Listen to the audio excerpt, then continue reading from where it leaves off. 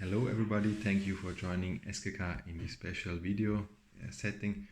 My name is Federico Moccetti, I'm an interventional cardiologist at the Heart Center Lucerne.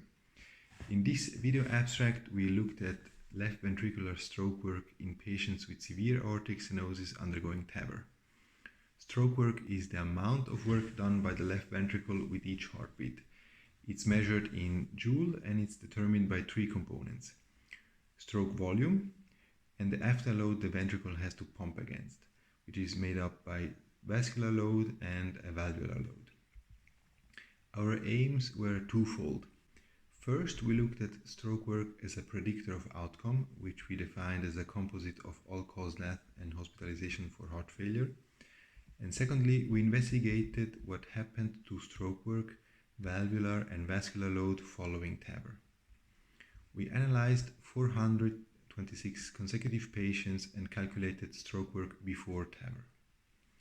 These statistics indicated an ideal cutoff of 1.3 joule in order to divide patients in a high and low stroke work group.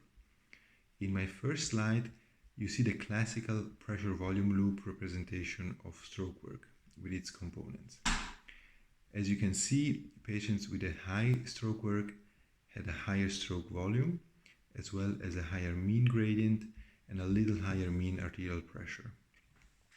We followed these patients for a median of 2 years, and our primary outcome occurred more often in patients with a low pre-procedural stroke work, as you can see in the second slide on the left-hand side.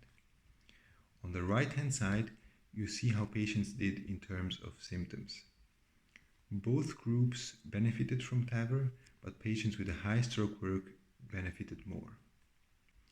In my last slide, you see parts of the second aim. Following TAVR, stroke work decreased in both groups. Valvular load, on the left-hand side, is virtually abolished in all patients.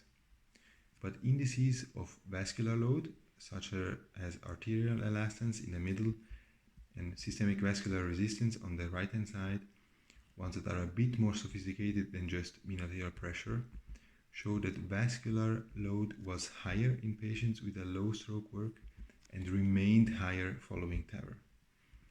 In conclusion, we show that stroke work measured before TAVR is a good predictor of outcome, and that patients with low stroke work still face a high vascular load despite abolition of valvular load with TAVR. Thank you very much, and I'll be happy to take any questions.